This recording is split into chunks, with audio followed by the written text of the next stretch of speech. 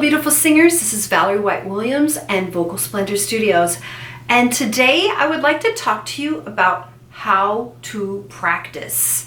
Here's the way I suggest that you approach practicing. First of all, you want to have some goals as far as what you're trying to achieve. So that's the first step.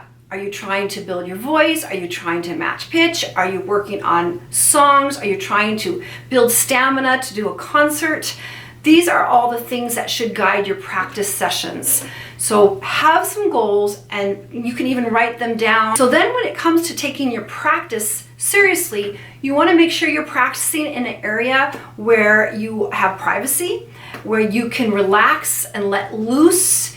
And ideally you have a keyboard or something to keep you on pitch. Another thing that's nice to have is a metronome so you can stay on task.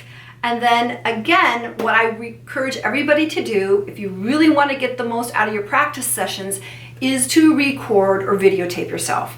Because that's the really only way you're going to get the feedback that you aren't just practicing your bad habits, but you are improving. Because the point of practicing is to improve and not just practice your old bad habits. So when it comes to a practice session, hopefully you have your goal in mind, then you can actually have a set of music. Now, I don't recommend that people practice for hours and hours at a time. The voice is not like the piano or other instruments. You're going to only have a set amount of time that you can really practice until you become better at singing, because it doesn't do any good to over-sing. And I've had students do that. They over-sing to the point of vocal fatigue and vocal problems. It doesn't work that way. Especially when you're building technique, you need to go gently, and you don't want to bash and bang yourself through your practice sessions, because you're going to do more harm than good at that point. So let's assume that you have a structure. Hopefully you have a teacher, you have some guidance. How do you structure the practice session? I think it helps to start off with a little warming up. It really depends on the time of day and what you're doing, but warm-ups are different than vocal exercises. A warm-up is simply getting the vocal breath moving, watching your alignment, making sure everything's in place, kind of tuning into what the voice is feeling like, stretching the range from top to bottom. One of my favorite ways to warm up is doing vocal sirens or lip trills or straw, just to kind of get the voice moving and getting things kind of put together as a structure. Then you could possibly look at doing some technical building exercises. Now that could be building range, it could be working on coloratura or groove, or working on all kinds of things, softening out your tone. So you could spend some time doing some technical building. Now, most people don't have a huge stamina to do that for so long. So at that point, after you work on your technical skill building, I'll say, it might be time to work on a song. Now, working on songs, there's different parts of the song. There are working on the notes and making sure you're singing the correct notes, the correct rhythms. So we call that note pounding. Teaching yourself a song, if you don't know how to read music, you may have to find another way to learn the notes by listening to recordings, or maybe having someone who can play the notes for you. But if you really want to be a good singer, I totally recommend that you learn to do that yourself. You will be at a hindrance if you need other people to help you learn your notes. There isn't as much that you can do for yourself if you have to rely on other people to do that.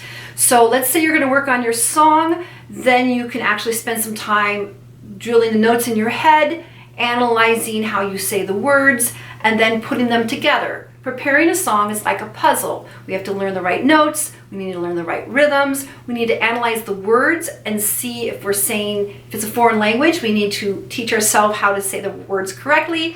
And if it's in English, we have to look at where the diction tricks are, where we need to maybe make some modifications, identify the diphthongs and the R's and L's, so you can kind of practice all of that coming through. So you spend some time learning new songs is part of a practice session.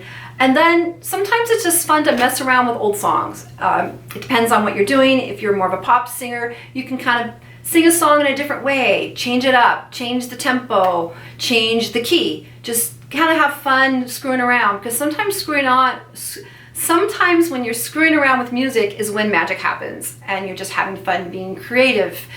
So then you kind of have that whole stretch of having a nice balanced session. I don't recommend practicing for most beginners too long, but it really depends on you. If you find yourself fatiguing in your rehearsal, then that would be time to stop and maybe reconsider doing less, because when it comes to practice, less is more for singing. We want to practice things so we can perfect them more than putting in hours and hours of time.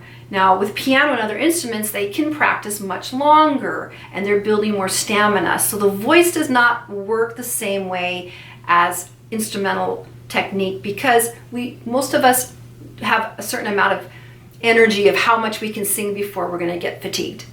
All right, please let me know your rehearsal or your practice schedule. What works for you? How do you break down practicing? Any tips for practicing, learning? Please let me know in the comments below. And thanks again for the likes, subscribes, and the shares. I so appreciate it. I hope you have a great day and continue singing on.